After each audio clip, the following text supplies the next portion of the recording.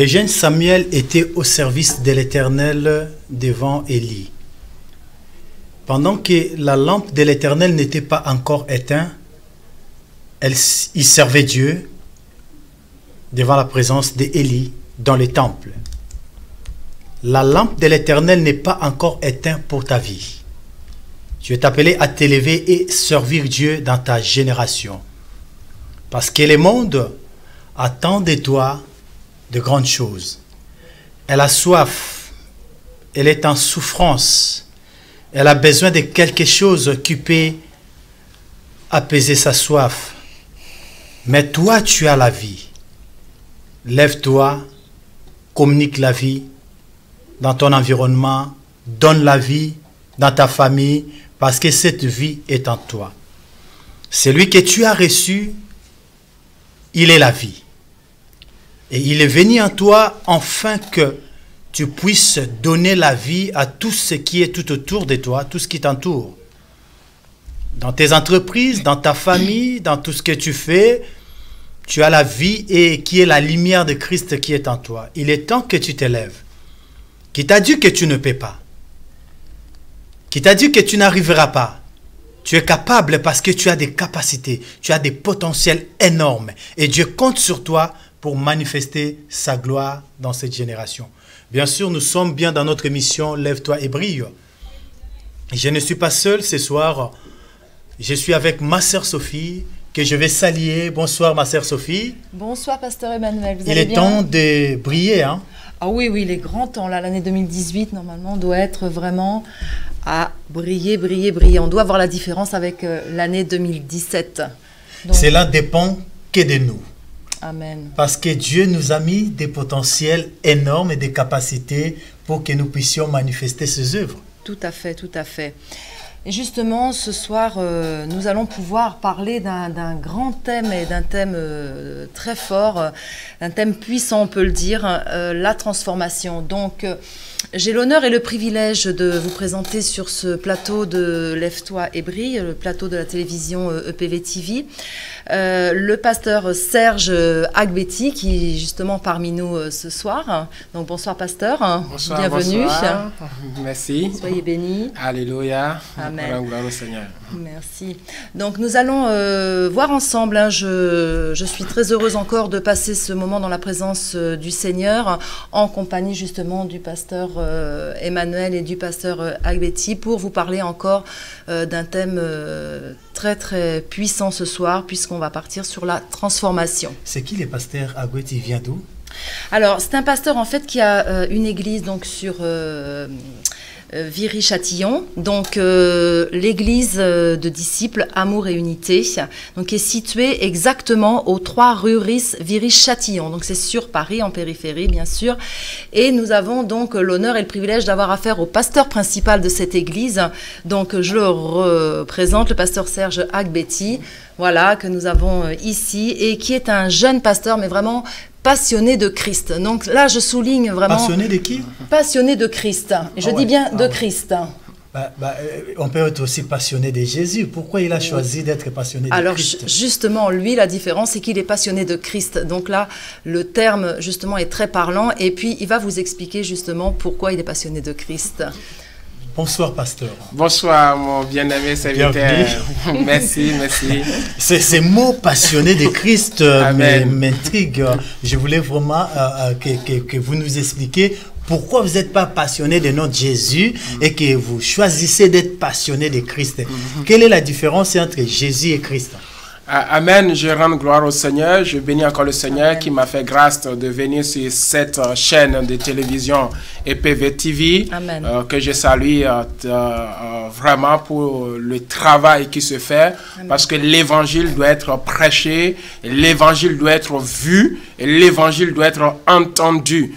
Donc, et c'est le but pour lequel cette chaîne est en train de fonctionner, d'impacter le monde entier. Je suis très heureux parce que c'est ma maison et j'aime le média. Et aujourd'hui, vous qui êtes connectés, j'aimerais vous dire qu'il y a des paroles qui sont vraiment pour vous. Soyez connectés et vous aurez la réponse vraiment à toutes vos questions par la grâce de Dieu. Pour revenir à l'identité, pourquoi passionné de Christ? Vous savez, c'est une révélation.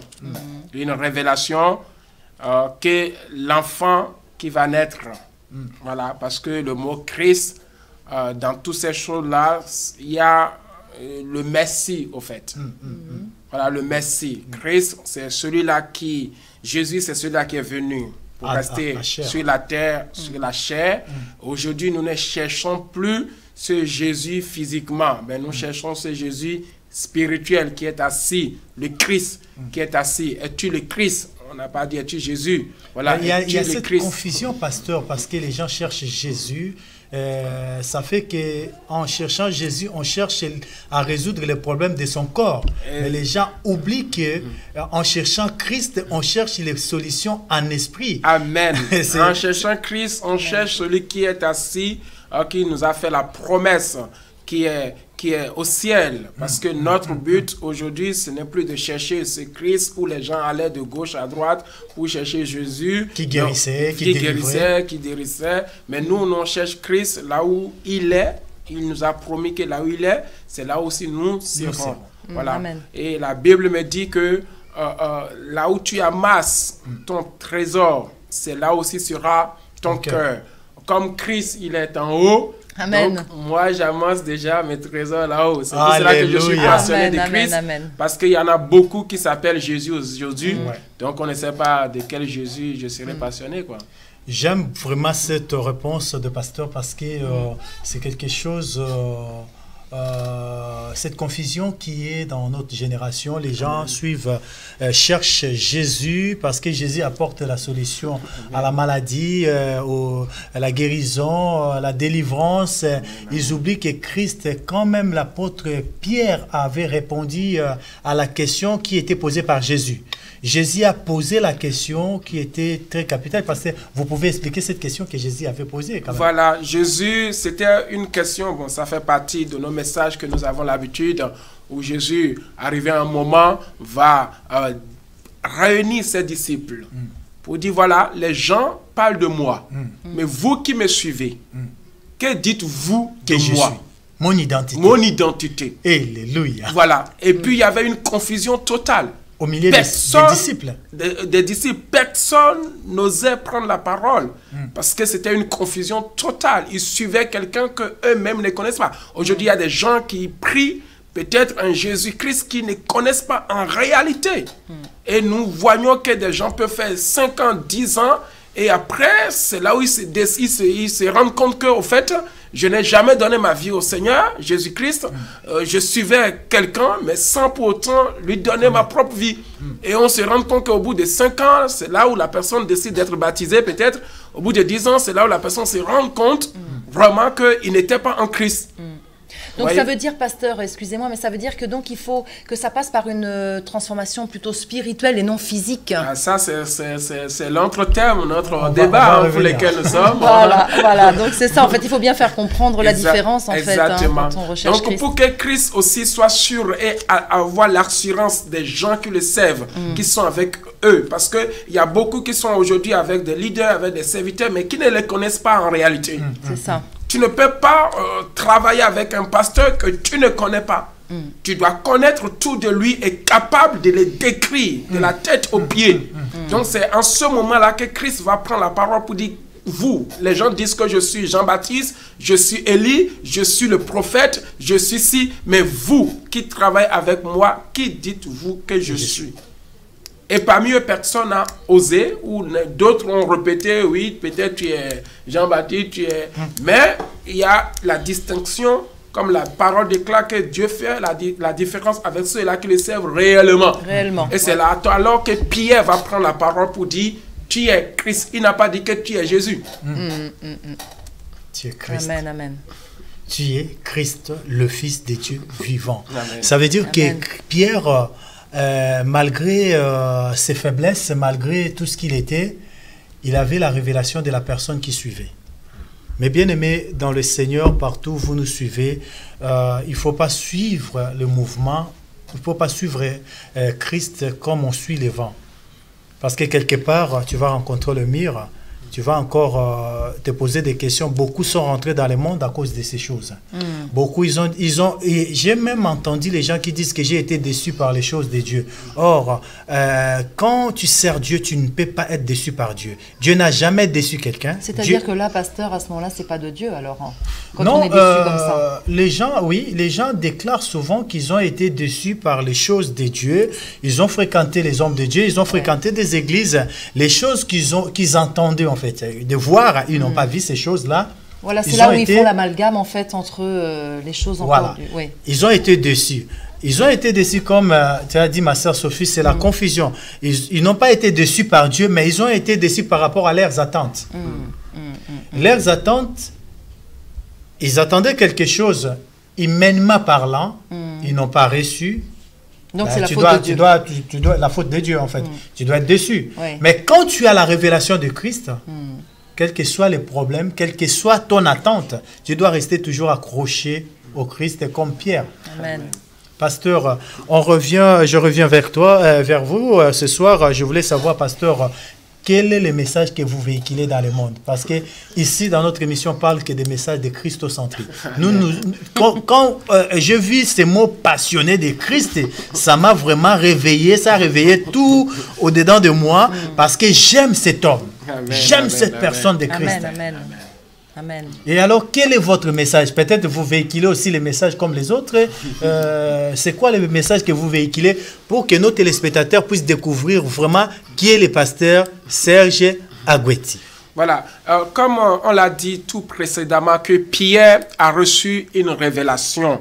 Parce que Christ lui a dit que cette parole que tu viens de prononcer, donc ce qui veut dire que les autres ont prononcé des paroles avant Pierre. Donc, les paroles que les autres ont prononcées, voilà, ne venaient pas de Dieu. Donc, venaient d'eux-mêmes, ou de ce qu'ils entendent, ou de ce qu'ils ont écouté, ou de ce qu'ils ont vu.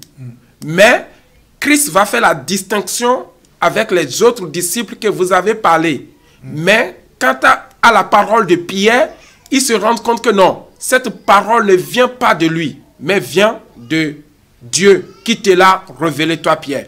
Alors, la Bible me dit que l'homme ne peut que donner ce qu'il a reçu. Le message que je véhicule dans le monde entier, c'est ce que j'ai reçu. Amen. Qui j'ai reçu? Christ.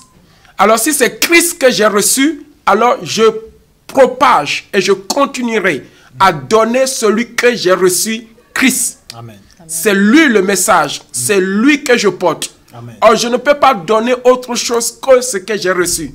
La Bible me dit très clair, qu'as-tu que tu n'as reçu? Si tu l'as reçu, pourquoi s'enorgueillir? Donc si aujourd'hui un message que je propage dans le monde entier, c'est celui que j'ai reçu. Donc ce qui veut dire qu'avant de recevoir, tu avais déjà quelque chose. Amen. Donc ce que j'avais n'était pas la bonne. C'est pour cela que j'ai quitté ce que j'avais. C'est-à-dire ce monde. C'est-à-dire les pratiques, l'idolâtrie. C'est-à-dire, voilà, les convoitises. Maintenant, j'ai reçu quelque chose. Et ce que j'ai reçu, c'est ça maintenant que je propage. Les autres choses, je ne les ai pas peut-être reçues. Je l'ai vu. Non, cela m'a été donné autrement. On vous les a enseignés en fait. Voilà. Ça, depuis donc peut-être je suis né dedans. Voilà, c'est ça. Dans le monde, dans l'idolâtrie de mes pères, dans la malédiction de mes pères, j'étais né dedans. Mais Christ, je ne suis pas né dedans. Je l'ai reçu. Amen, amen. Et comme je l'ai reçu, alors je peux que transmettre ce que j'ai reçu. Amen. Donc, le pasteur veut dire simplement, Christ, on le reçoit. Amen. Quand on reçoit Christ, il vient transformer. Parce que Pierre avait reçu la révélation de Christ. Et on a dit sur Pierre par Jésus, sur toi, je bâtirai mon église. En fait, quand tu retrouves la révélation de la personne de Christ, ta vie doit être transformée, changée à jamais. Aujourd'hui, peut-être tu es en train de chercher que les pasteurs puissent parler de toi, que les pasteurs puissent faire des choses sur toi, les prophètes. Ça fait que tu chercheras, tu seras déçu. Je t'encourage d'être encore déçu davantage.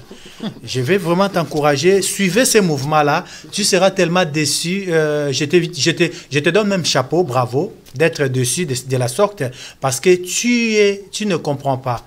Il faut chercher la personne de Christ. Cette personne-là, il ne va jamais te décevoir. Amen. Il va t'amener là où tu tu ne pensais même pas à l'eux. Il va faire de toi un héros, un champion que tu ne pensais même pas y être.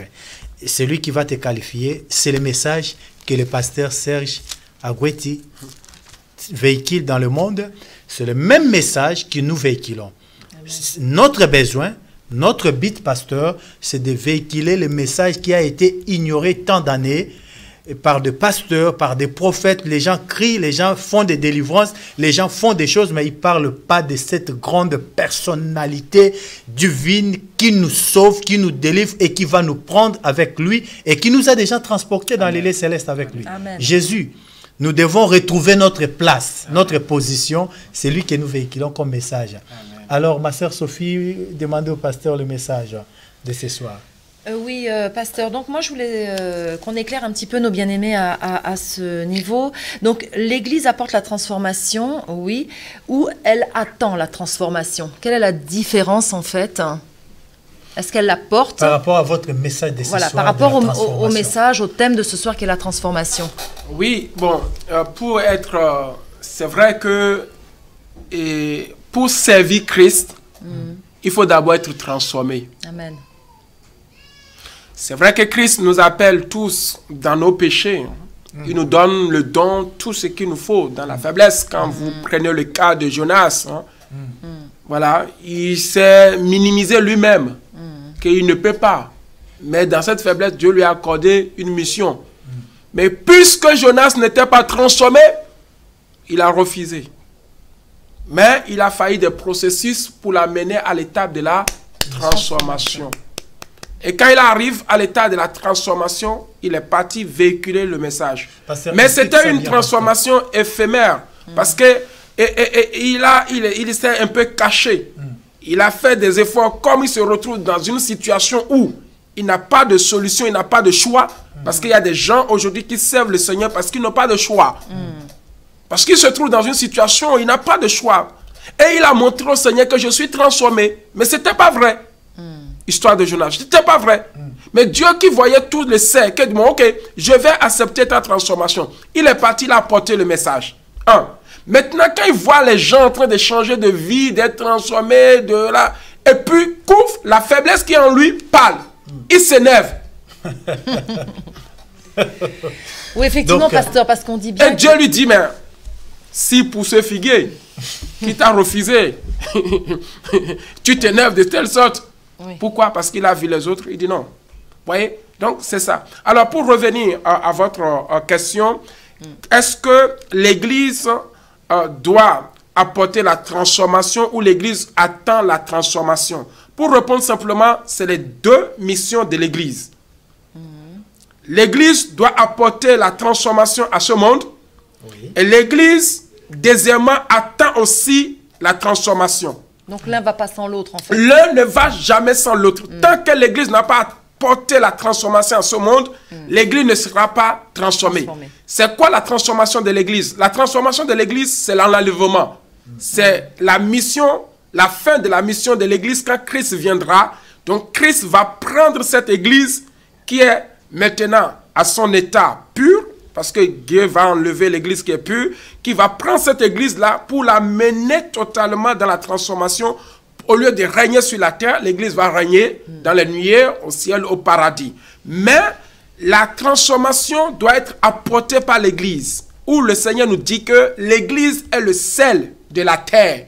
L'église est la lumière de la terre. Amen. Donc si toi et moi, si l'église, le monde doit être transformé, c'est l'église qui doit apporter cette transformation. Amen. Donc l'église attend à deux missions. Donner la transformation à ce monde, comme quelqu'un m'a parlé de Jésus, et aujourd'hui je suis transformé et je sers le Seigneur. Donc nous aussi, nous sommes le sel de la terre, nous sommes la lumière de la terre. Donc à nous d'aller éclairer ce monde, c'est-à-dire la transformation que l'église doit apporter au monde, et afin, l'église aussi doit attendre sa transformation, c'est-à-dire les comptes rendus des œuvres de chacun de nous. Pour vous, pasteur, l'église actuelle, est-ce qu'elle apporte la transformation ou elle est lui-même malade? Bon, l'église actuelle, c'est pour cela que nous sommes là. Si aujourd'hui nous permettons à des milliers de personnes de nous suivre et de nous écouter, parce que nous sommes en train de faire le travail. Amen. Là où il y a des brebis, il y a toujours des loups. Mais là où il y a des loups, tu ne verras aucune brebis. Donc c'est les loups qui viennent chercher les brebis. C'est exactement. Okay. Voilà. Attention donc, aux loups. Là où il y a des brebis, il y a toujours des loups. Parce que les brebis peuvent permettre aux loups de rester au milieu d'eux sans les dévorer. C'est parce que le loup va venir pour dire je ne vais pas te dévorer. Mais si vous prenez une brebis, vous la menez au milieu des loups, certainement il y en a une qui sera tellement faim, dit non, non, non, toi on ne peut jamais t'accepter. On ne peut jamais t'accepter. Vous voyez? Donc, le travail est en train de se faire. On ne peut pas dire que l'église est complètement malade. Sinon, on ne serait pas là. Donc, nous sommes en train d'effectuer un travail bien-aimé, formidable, apporter la lumière. Même s'il y a des ténèbres, même si d'autres font semblable. Parce que la Bible dit que le diable rôde comme. Donc, il y a des églises comme des églises. Il y a des assemblées comme des églises. Comme la vraie église. Donc, il y a des assemblées comme. Donc, qui sont aussi de faire leur travail. Mais cela n'empêche pas nous qui connaissons notre identité de continuer à faire. C'est pour cela que cette émission existe. Voilà. Et j'invite les bien-aimés que des véritables églises, il y en a beaucoup. Amen. Mais au milieu de ces véritables, il y a des loups. Ce n'est pas évident de chasser quelqu'un. Donc, il faut le laisser jusqu'à ce que le Seigneur le touche. Ça fait partie aussi de la prophétie de la Bible que dans les derniers temps, il y aura des temps difficiles. Les gens seront comme ça. Je ne vais pas détailler. Oui, il y aura des faux prophètes. Des faux Christ, des faux. Donc, maintenant, parmi les faux, si je posais cette question-là parce que j'étais vraiment à l'attente que vous puissiez répondre que malgré qu'il y a cette grande fléau qui est tout autour de nous, mais il y a notre but, c'est de vous réveiller, de vous conscientiser, parce que vous n'êtes pas n'importe qui, vous êtes appelé à vous lever et à donner votre saveur dans cette génération. Amen, amen, donc, pasteur, ça fait partie de la prophétie. On ne peut pas changer cette prophétie. Est-ce que, pasteur, si on gêne, on fait des prières de 40 jours, 50 jours pour que les faux prophètes nous quittent, est-ce qu'ils quitteront? Ce qui est de la prophétie reste de la prophétie. Parce que la parole déclare qu'on ne peut pas enlever une iota de cette parole. Donc ce que Dieu a dit finira par s'accomplir. Il nous a parlé de Jézabel, il nous a parlé de la bête, les porteurs de la bête. Donc ce sont des choses qui sont au milieu de nous. L'essentiel, c'est de se référer à cette parabole de Christ qui a dit que un serviteur a semé. Et il y a eu des haies aussi qui est poussé. Et pourtant, il a fait la bonne semence de blé. Et Dieu a dit, laissez la fin parler de ses bonnes œuvres. Amen. À la fin, moi, je consumerai. Comme la Bible a dit qu'à la fin, voilà, la bête, le Satan sera lié pendant 1000 ans. Donc, à la fin, moi, je consumerai les rats. Et puis, dans le même feu, comme ce fut le cas de Shadrach Abednego, dans le même feu qui a tué les serviteurs de Nebuchadnezzar, ce même feu n'a pas tué quand même les 3 Hébreux. Vous voyez? Donc à la fin, Dieu, on saura qui est qui. Donc on ne peut pas aller contre la prophétie. Les faux, ça existera toujours. Donc nous voulons simplement dire aux bien-aimés, les faux existera toujours, comme dit le pasteur. Nous devons seulement être éveillés et conscients et en action pour accomplir notre mission à éclairer cette génération. Amen. Et cela est votre travail et notre travail étant que les enfants de Dieu. Parce que nous avons un peuple à sauver. Il y a des peuples à sauver. Si tu ne le fais pas parce qu'il y a des faux, si tu baisses les bras parce qu'il y a des faux, ben, tu perds ta mission. Tu perds ta mission. Ne baisse pas les bras. Les faux, ils sont là. Ben, laissez-les faire leur travail. Ils sont les faux. Mais toi, que fais-tu? Alors, lève-toi. Lève-toi. Brille un petit peu. Lève-toi, tu as l'éclat. Ben, si tu dis qu'il m'a déçu, c'est que tu es aussi dans le faux, quelque part. Mais si tu es dans le vrai, tu ne dois pas t'équipabiliser ou tu ne dois pas chercher que Dieu puisse... Le problème, c'est quoi, pasteur, aujourd'hui? Le problème est que les gens veulent que Dieu punisse ces gens-là. C'est pour ça que j'ai dit, je vous ai posé cette question tout à l'heure, est-ce que si nous faisons le jeûne et prière, est-ce que ces faux vont nous quitter? Non. Parce que c'est la prophétie. Ils ne vont pas nous quitter, ils seront toujours avec nous. Même si nous gênons, même si nous crions en haut, la prophétie doit toujours s'accomplir. Voilà. Le fait de jeûner et de prier, parce que le Seigneur nous demande beaucoup de prier pour les serviteurs, parce que parmi les vrais, il y en a d'autres qui sont corrompus. Et dont comment je l'appelle, ces faux-là viennent chercher, les drainer, comme la Bible nous dit dans le livre d'Éphésiens. Voilà, ayez la connaissance pour ne pas être emporté, agité de gauche à droite. Donc c'est pour cela que nous prions vraiment pour des pasteurs, pour qu'ils ne rentrent pas dans le système des faux. Parce qu'aujourd'hui, il y en a beaucoup qui sont corrompus.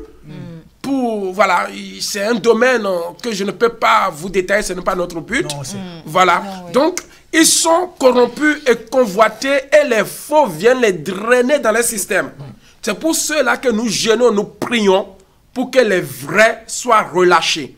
Donc un pasteur peut être drainé facilement par un faux sans le savoir. C'est la finalité, il va se rendre compte que non, je me suis fait avoir. Donc nous prions beaucoup pour des serviteurs de Dieu. Amen, amen. Voilà, pour que ces serviteurs-là, les yeux, la Bible me dit que soient illuminés et qu'ils voient la gloire de Dieu et qu'ils arrivent à distinguer les propositions de ce monde. Amen. Amen, amen. C'est pour cela que le jeûne et la prière pour des serviteurs est très très important, surtout dans nos églises. Ce n'est pas pour que Dieu le punisse, parce que les gens demandent les châtiments de Dieu. C'est ce qui se passe actuellement, pasteur. On veut que Dieu les tue tous, en fait, parce qu'ils sont tellement mauvais. Il faut que Dieu l'achève tous. Or, ce que nous pouvons faire, c'est ça, de prier pour que les vrais reviennent dans la vérité, et que les faux, Dieu s'en occupe. Dieu s'en occupe, justement. Dieu lui-même va s'en occuper de ceux qui sont le faux. Ils seront toujours là. Maintenant, pasteur, revenons sur la transformation, comme vous avez détaillé. L'Église attend sa transformation. Et puis l'Église ramène la transformation. Alors, la transformation se passe dans quel niveau dans la vie d'une personne? Parce qu'il y a une chose, une question que la sœur Sophie avait sur l'amélioration et la transformation. Il y a une différence. En fait, pasteur, quand on parle de la transformation, bon, le verbe transformer, bien sûr, hein, on sait tous ce que ça veut dire, mais certaines personnes ont l'impression de se transformer, mais en fait, ils ne se transforment pas, ils s'améliorent, on va dire. Donc, quelle est la différence? On est en France, là, donc on va bien parler français. Quelle est la différence en fait entre justement s'améliorer et transformer? Parce qu'il y a quand même une nuance entre les deux. Parce que souvent on a l'impression de changer, mais on ne change pas. Si nous revenons à l'origine, parce qu'il faut qu'on arrive à définir bien le mot transformer. La transformation, c'est quand quelqu'un vient en Christ. Donc on dit que les choses anciennes sont passées. Donc les choses anciennes là, quelles sont ces choses? C'est la chair, la convoitise, la colère, la haine, la médisance, voilà, le vol, l'impudicité, les souillures, les choses de ce monde, les choses semblables de ce monde. Voilà les choses anciennes. Maintenant, quelles sont les choses nouvelles? C'est les fruits du Saint-Esprit. Dans l'amour, la bénignité, la joie, la foi, la fidélité, la tempérance. Toutes ces choses-là, ce sont les nouvelles choses. Donc, on parle de l'homme intérieur et de l'homme extérieur. L'homme extérieur, c'est ça, la chair, etc. Maintenant, la Bible me dit que quand quelqu'un est en Christ, vous voyez, il ne dit pas quand quelqu'un est en Jésus. Ah ben oui. Non, pasteur. Bon, on ne va pas rentrer, sinon on va pas rentrer. Quand quelqu'un est en Christ, donc ce qui veut dire, avant d'être en Christ, on était quelque part. Donc, on était soit dans le monde, soit on était dans l'Ancien Testament, dans l'Ancien monde. Donc, ce qui veut dire que si quelqu'un est en Dieu. Donc, Dieu ne dit pas si quelqu'un est en Dieu. Parce que tu peux être en Dieu, mais tu n'as pas la nouvelle identité. Les gens qui étaient en Dieu, ils n'avaient pas la nouvelle alliance.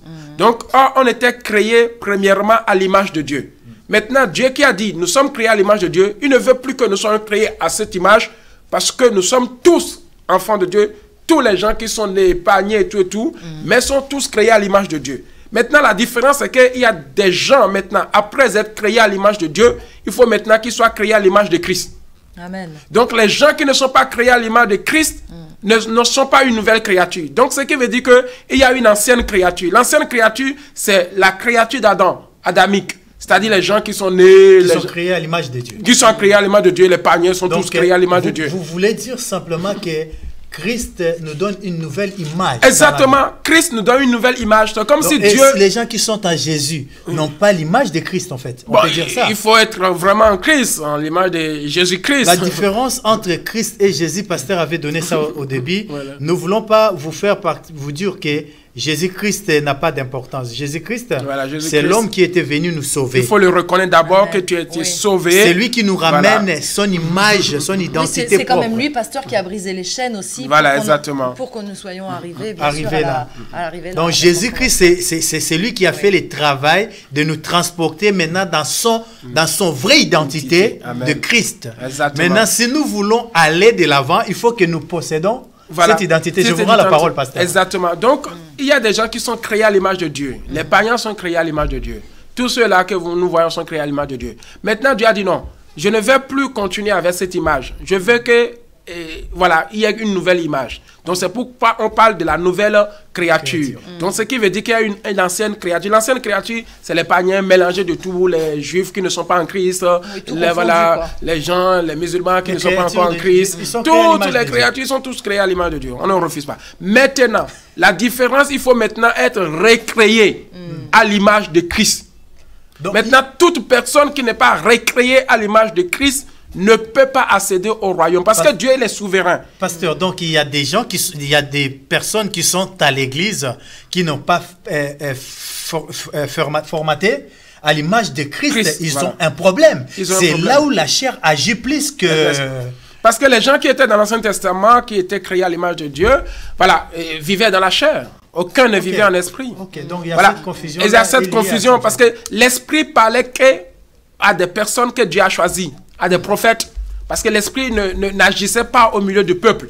Donc l'esprit agissait que au travers des prophètes. Comme Abraham a été appelé par Dieu, c'était l'esprit de Dieu, tous les prophètes. Mais l'esprit n'était pas dispensé sur le peuple. Vous comprenez? Maintenant, quand nous sommes en Christ et que nous recevons vraiment Christ dans notre vie, il y a une nouvelle parce que nous sommes devenus maintenant le temple de Christ. Amen. Nous sommes le temple de Dieu, le temple de Christ. Et la Bible nous dit que celui qui détruit ce temple sera détruit, car le temple de Dieu est saint. Amen. Or, pour que Christ détruit, pour que Dieu puisse détruire celui qui est en train de détruire ton temple, il faut que toi-même d'abord tu sois saint. Amen. Si tu n'es pas saint, Jésus ne peut pas prendre ta défense. Parce qu'il a dit que le temple de Dieu est comment? Saint. Celui qui détruit ce temple, moi je le détruirai. Toi tu n'es pas saint. Et tu dis que ouais, moi je suis le temple de Dieu, celui qui me détruit. Est-ce que tu es saint? Il faut d'abord que tu sois saint pour que Christ vienne à ta défense. Mais alors, pasteur, justement, toutes ces étapes-là, on les passe comment pour arriver à être vraiment saint comme ça? Exactement, parce que la transformation, c'est quelque chose qui est très capital, qu'on doit prendre le temps vraiment d'expliquer. Parce qu'il ne faut pas que ce soit superficiel non plus. Il ne faut pas que cela soit superficiel. Voilà. Et pour revenir rapidement à votre question, qu'il y a des gens qui s'améliorent. Oui. Voilà. Et d'autres ne sont pas réellement transformés. Ce que Dieu veut, ce n'est pas que nous soyons améliorés. L'amélioration, c'est ce qu'on appelle l'apparence. Les gens, moi, je pense que l'amélioration vient par Jésus. Parce que Jésus donnait la guérison, donnait le miracle, les gens changeaient, mais il mettait un sceau dans chaque miracle, dans chaque guérison. Voilà. Va, ne pêche plus. Va, ne fais pas cela. Parce que les personnes qui recevaient la guérison, ils n'avaient pas Christ en eux. Exactement. Ils avaient que Jésus. Et c'est pour ça que Jésus voulait simplement qu'ils prennent des précautions pour ne pas retomber dans la même chose. Amen. Mais c'est ce qui se passe aujourd'hui. Nous voyons les gens être guéris dans des églises, être guéris par des pasteurs. Demain, ils sont déçus par les pasteurs, ils retournent au monde. Ouais. Voilà, parce que Christ n'a pas la place. Christ, parce que quand Christ est là, c'est vraiment un béton, le mur qui ne peut pas être détruit. Oui, mais là, c'est là, justement, quand on parlait de s'améliorer, pasteur, c'est là où on voit que justement, les gens n'ont pas été jusqu'au fond. Exactement. C'est-à-dire que le moi intérieur n'a pas été ni modifié, exactement, ni changé. Le moi intérieur, parce que comme l'amélioration, c'est l'apparence. Les gens veulent physique, toujours... en fait. Présenter l'apparence, je suis fort, je suis bien, voilà, moi j'ai ci, et puis un petit problème, on sait qui est cette personne, l'apparence est dégagée, on sait maintenant son intérieur. Je vais donner un passage, pasteur, comme ça vous allez expliquer ces passages vite fait. Si donc vous êtes ressuscité avec Christ, recherchez les choses d'en haut, où et Christ est assis à la droite de Dieu. Attachez-vous donc aux choses d'en haut, non à celui qui sont sur la chair, car vous êtes morts et votre vie est cachée, pas en Jésus, hein, mais est cachée en Christ et en Dieu. Car quand Christ, votre vie apparaîtra, on dit bien, quand Christ, votre vie apparaîtra, alors vous apparaîtrez aussi avec lui.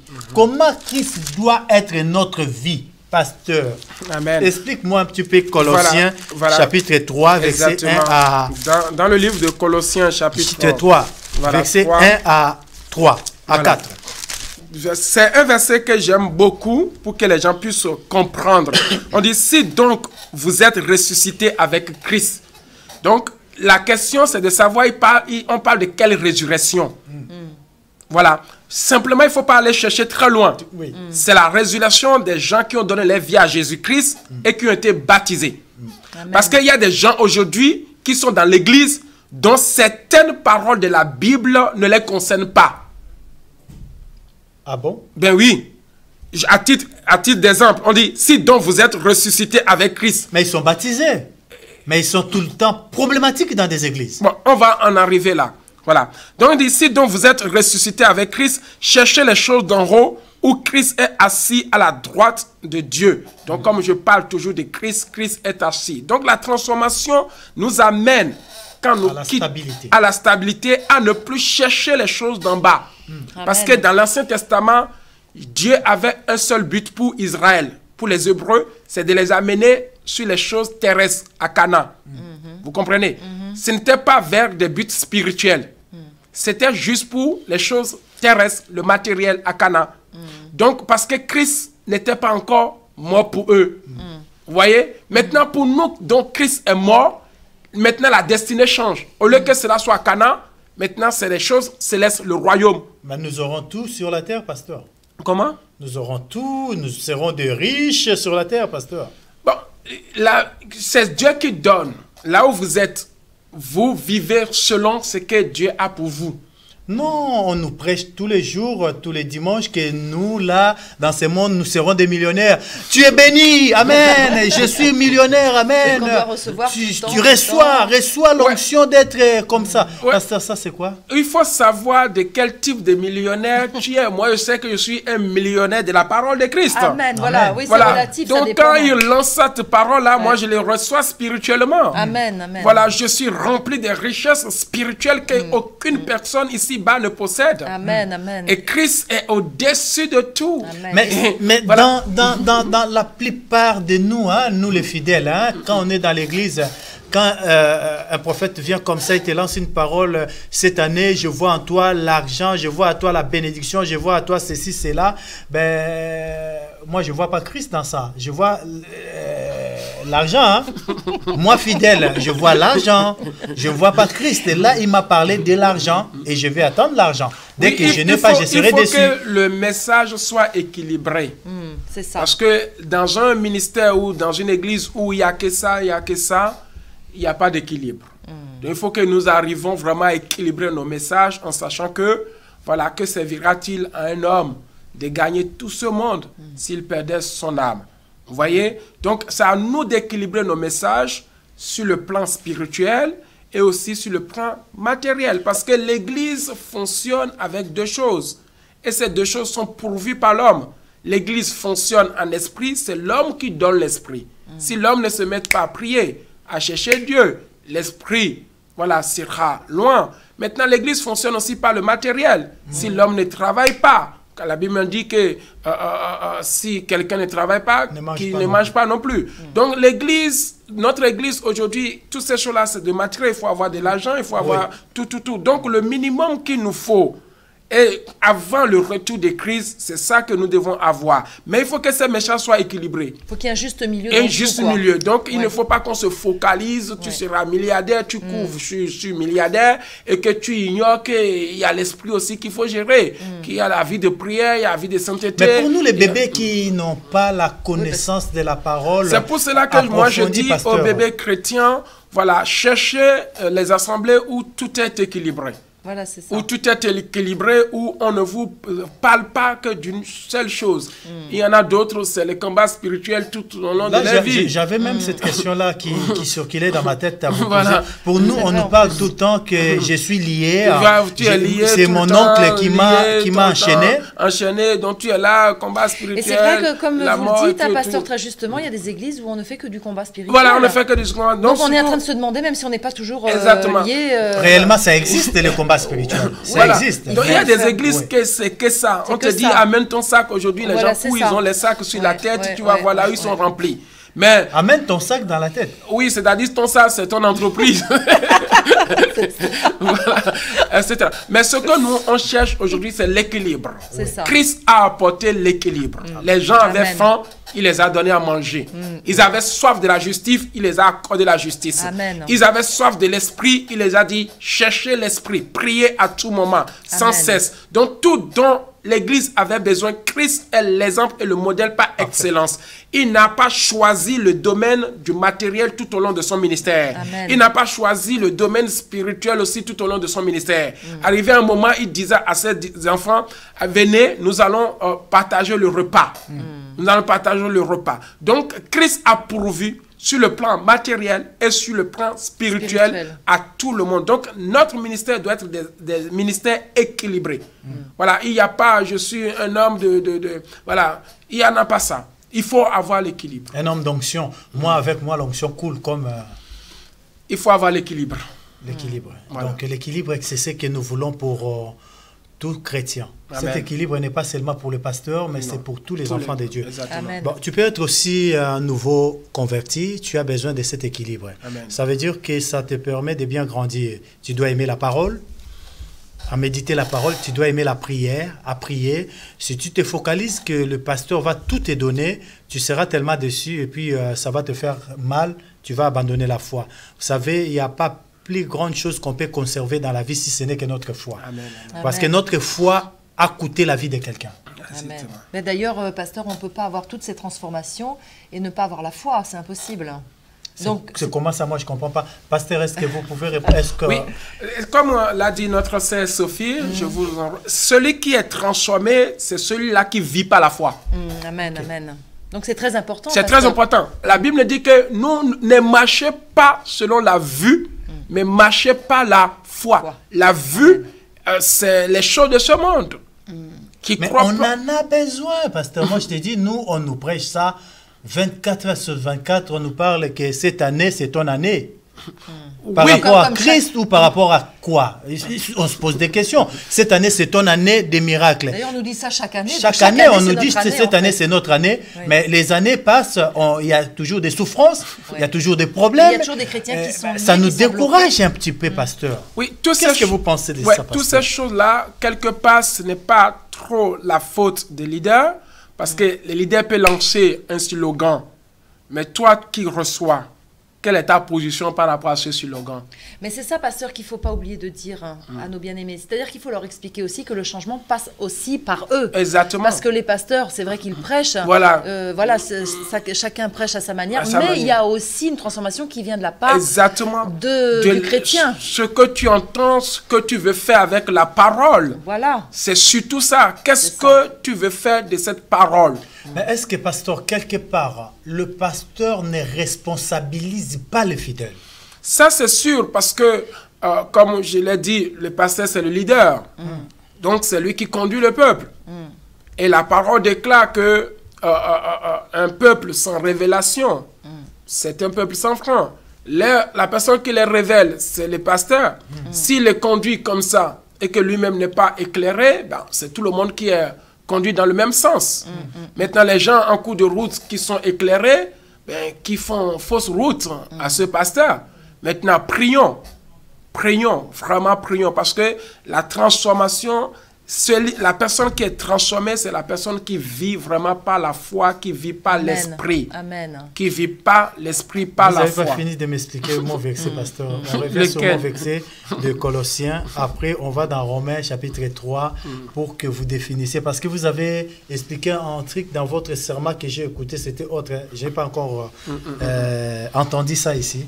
Voilà. Si on revient, parce que j'étais sur le chemin, on est rentré tellement dans des choses très importantes, donc on a été dévié. C'est très enrichissant ce que nous sommes en train de dire ici. Je bénis le peuple de Dieu, que vous êtes au bon endroit et continuez à écouter et voilà, à suivre la voie du berger qui est Jésus-Christ de Nazareth, le bon berger. Donc, nous revenons à Colossiens 3 qui dit « Cherchez les choses d'en haut où Christ est assis à la droite de Dieu. Affectionnez-vous aux choses d'en haut et non à celles qui sont sur la terre. Car vous êtes morts et votre vie est cachée avec Christ, en Dieu. Quand Christ, votre vie, paraîtra, c'est alors que vous paraîtrez aussi avec lui dans la gloire. » Voilà. Donc ça, c'est le dernier type de transformation. Donc c'est la personne qui est transformée. Cette personne prend sa vie et la cache en Christ. Donc la personne peut dire, ce n'est plus moi qui vis, c'est Christ qui vit en moi. Amen. C'est là où l'apôtre Paul était arrivé à ce niveau-là. Il était arrivé parce que sa vie a été cachée en Christ. Mais c'est slogan aujourd'hui, tout le monde en parle. Donc si ta vie est cachée en Christ, moi ma vie est cachée en Christ, donc tout le monde a crié dans la rue même. Exactement. Ta vie ne peut pas être cachée en Christ parce que ce n'est plus moi qui vis. Si c'est Christ qui vit en toi, normalement, il ne devrait avoir aucune faiblesse. Mais il y a des bagarres. Tu ne peux plus être tenté par quoi que ce soit. Parce que la force et la faiblesse ne peuvent pas vivre ensemble. Donc, c'est la force que Christ qui va toujours repousser les choses négatives. Donc, les choses négatives ne peuvent plus normalement demeurer dans la vie de quelqu'un qui dit « ce n'est pas moi qui vis, c'est Christ qui vit en moi ». Donc, la personne en qui Christ vit ne peut pas tomber, par exemple, dans la fornication, dans l'adultère. Mais c'est la tentation, pasteur. Non, c'est la tentation. Si Christ vit en toi, avant de tomber dans la tentation, est-ce que tu as prié? Si tu pries et que tu veux commettre la fornication... Non, j'ai déposé Christ à côté, je tombe un petit peu quand même. Ça donc, arrive, ce qui veut dire que Christ n'est pas dans la vie de la personne, voilà, parce que Christ est une révélation. Il va te dire tout de suite que ça, pasteur, ce n'est pas bon. Moi, j'étais tenté. Christ était, je l'ai mis à côté, j'ai tombé. Non. Après, quand je suis relevé, je récupère Christ. Ça ne veut pas dire que tu es tenté. Ça veut dire que tu es tombé simplement. Mais oui, tout simplement. C'est comme ça. Ben oui, la Bible me dit que il n'y a aucune tentation qui te surpassera. Avant que la tentation n'arrive, il t'a déjà donné les moyens. Les moyens, c'est Christ en toi. Qui donc, va te permettre de surmonter. Donc, si tu es tombé, Christ était où avant que tu ne tombes? Donc il n'était pas réellement en toi. Je suis désolé. Je l'avais peut-être. Non, tu ne l'avais pas. Parce que la Bible me dit dans le livre de Corinthiens. Les tentations, nous les fidèles, ça nous arrive souvent. Aucune tentation ne peut vous arriver qui ne peut vous surpasser. Avant que la tentation n'arrive, Christ a déjà donné. Il était plus fort que moi, pasteur. Comment je peux comparer la tentation avec Christ? Il y a un problème.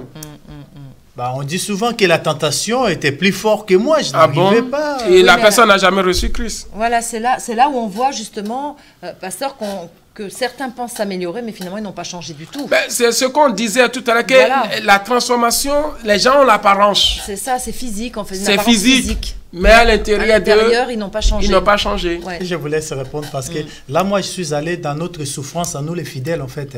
Des fois, les tentations sont très fortes, on lutte, on n'arrive pas. Vous, les pasteurs, vous avez tout le temps les vexés.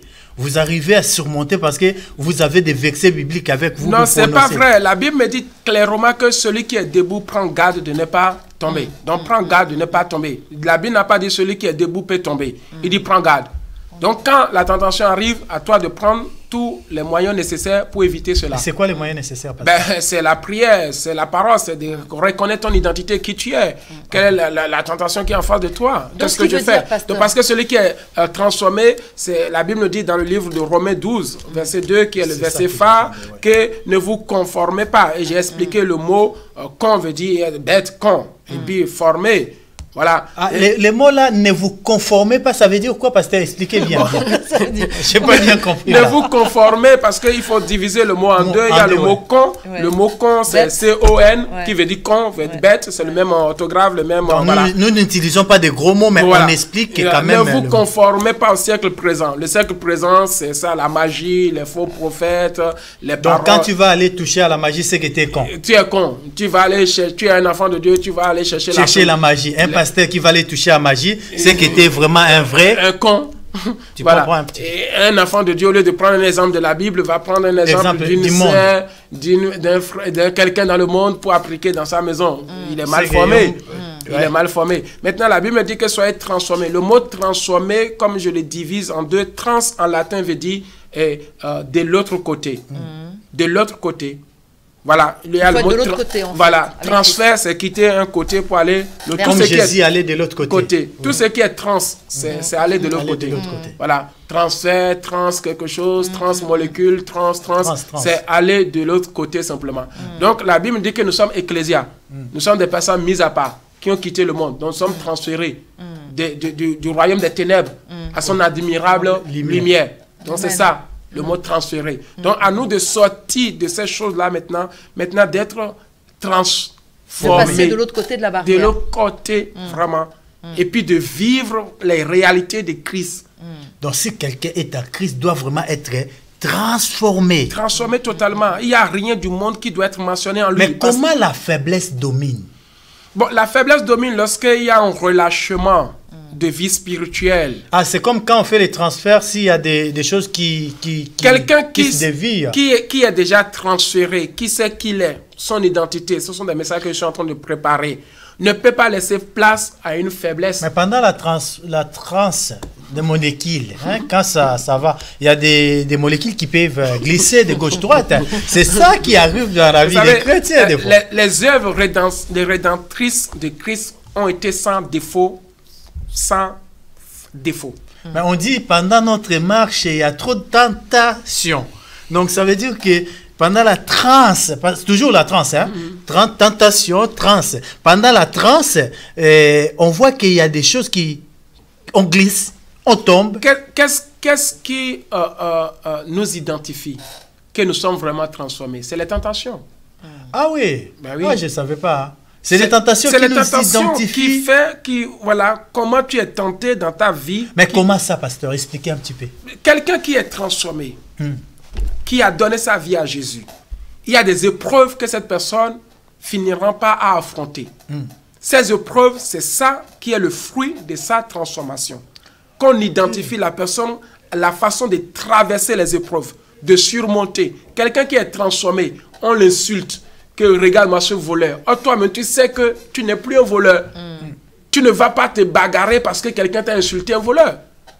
Vous voyez? C'est dur, hein? C'est dur. Non, c'est pas dur. On vient comme ça, on commence à t'insulter. Vous, je ne sais pas qui vous étiez dans le monde. Moi, j'étais quelqu'un dans le monde. Les gens qui me connaissaient peuvent venir me traiter de tout. Mais comme je suis transformé, je ne vais pas répondre à la critique. Tu sais, il y a des fois, la chair nous pousse. Quand il vient comme ça, tu lui donnes quand même une, hein?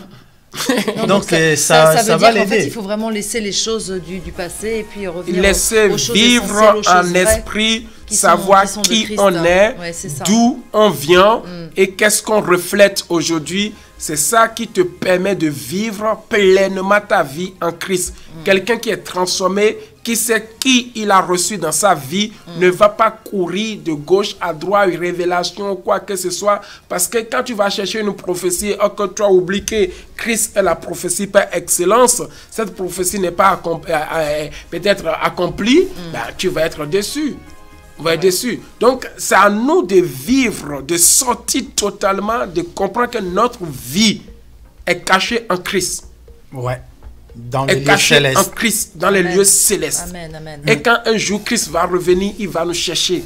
Donc, nous reflétons déjà ce Christ sur la terre par notre conduite au moyen des épreuves qui se présentent à nous. Amen.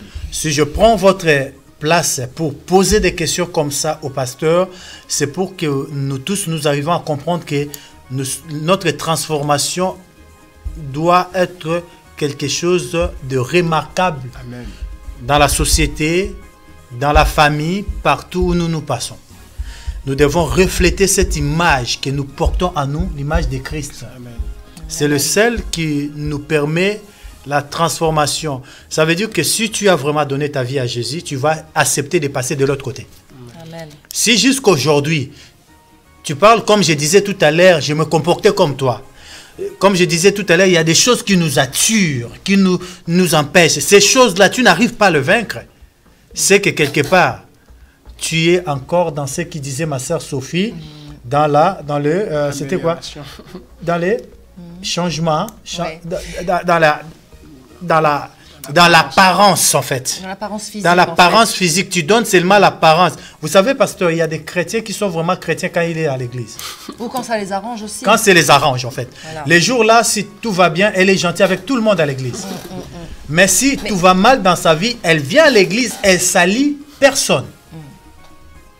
On le voit. On le voit. C'est pour cela qu'on est là à prêcher toujours l'évangile. Voilà. Sinon, on aurait arrêté de prêcher l'évangile. Ouais. Si aujourd'hui on continue à prêcher à des mêmes personnes, c'est parce que le travail n'est pas encore totalement fait. C'est pour cela que nous devons continuer à aller à l'église, à recevoir des bonnes paroles qui nous permettent de maintenir notre foi et de ne pas se laisser emporter par une situation, pas un flot, pas un vent, pas une tempête, pas une pluie. C'est l'accumulation de la parole de Dieu qui va faire de nous des véritables personnes transformées en Christ.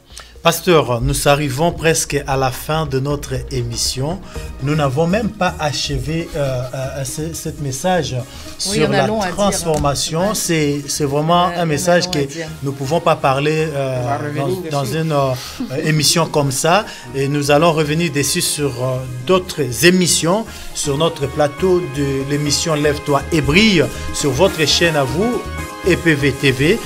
Pasteur, pour aujourd'hui, si vous pouvez faire un petit peu synthèse de ce que vous voulez dire au peuple de Dieu qui nous suivent dans le monde. Voilà, et au peuple de Dieu, j'aimerais vous parler de deux types de transformations que nous devons avoir. Le premier type, c'est quand nous venons en Christ, nous quittons la chair. La Bible dit dans le livre de Jean, chapitre 3, que ce qui est né de la chair est chair. Et ce qui est né de l'esprit est esprit. Et Nicodème, pour pouvoir rentrer dans le royaume, Dieu lui a dit, il faut que tu sois né d'eau et d'esprit. Donc, la première transformation concerne le fait que nous quittons notre chair, les désirs de ce monde, et nous acceptons de vivre en esprit, de vivre par la parole de Dieu, parce que la parole est esprit. La deuxième transformation qui nous concerne, si tu n'es pas en esprit, tu ne peux pas aller dans le royaume. Il est réservé à des personnes qui marchent en esprit de rentrer dans le royaume. Donc ça, c'est notre deuxième type de transformation. Pour que tu puisses rentrer dans le royaume, il faut que tu sois né d'esprit. Parce qu'il n'y a que des gens qui sont nés d'esprit qui vont connaître la transformation qu'on appelle l'enlèvement. Si tu n'es pas en esprit, tu ne peux pas rentrer dans le royaume. Alors fais tout de ton mieux pour garder la parole de Dieu en toi, car la parole de Dieu est esprit et vie. Que Dieu vous bénisse et à très très bientôt pour la même émission qui doit continuer. Donc nous allons encore revenir sur ce thème avec le pasteur Serge Agbetti sur notre plateau de l'émission Lève-toi et brille. Vous savez, c'est un homme de Dieu. Si vous voulez aller écouter la parole, là où il apporte la parole dans l'église, amour et vérité, amour et unité, qui est aux 3 rues de Ris à Viry-Châtillon. Il y a le numéro, le téléphone qui s'affiche sur vos écrans. Vous pouvez appeler pour avoir des précisions, pour qu'il vous explique comment vous pouvez faire pour arriver à l'église et passer des beaux moments d'adoration, des louanges, des communions fraternelles avec les frères et sœurs, communier avec cet homme de Dieu qui parle que de Christ, qui est super passionné de Christ. Je donne la parole à ma sœur Sophie pour donner un mot de la fin et puis nous allons clore notre émission de ce soir. Merci pasteur. Donc merci de nous avoir suivis mes bien-aimés. Ça a été vraiment encore un temps fort dans la présence du Seigneur. Nous avons vraiment été très édifiés ce soir par le message puissant du pasteur Serge Agbetti, donc sur la transformation. Nous avons bien saisi, je pense, vous avez tous compris que nous servons à un Dieu qui n'est pas superficiel, un Dieu vraiment qui aime les choses concrètes. Et voilà, donc vraiment un grand merci à vous, pasteur Agbetti. Et puis moi je vous invite tout simplement à aller dans son église parce que là au moins vous aurez affaire à un pasteur vraiment passionné par Christ. Voilà, donc merci de votre fidélité, à très bientôt et restez bénis. Merci beaucoup, pasteur. Que Dieu vous bénisse. Vous pouvez quand même saluer votre femme. Hein? Que Dieu bénisse ma très chère épouse, Merveille Agbeti, qui est en train aussi de nous suivre directement. Que Dieu vous bénisse. Merci au pasteur Constant qui était à la réalisation avec le bien-aimé Christian et notre concepteur Maman Nadine qui nous soutient. Nous bénissons le pasteur Béni et nous bénissons tous les bien-aimés qui nous suivent un peu partout dans le monde. Que le Seigneur vous bénisse. Vous aussi, si vous voulez passer, n'hésitez pas de nous contacter. Nous allons parler de Christ. À samedi prochain. Que Dieu vous bénisse.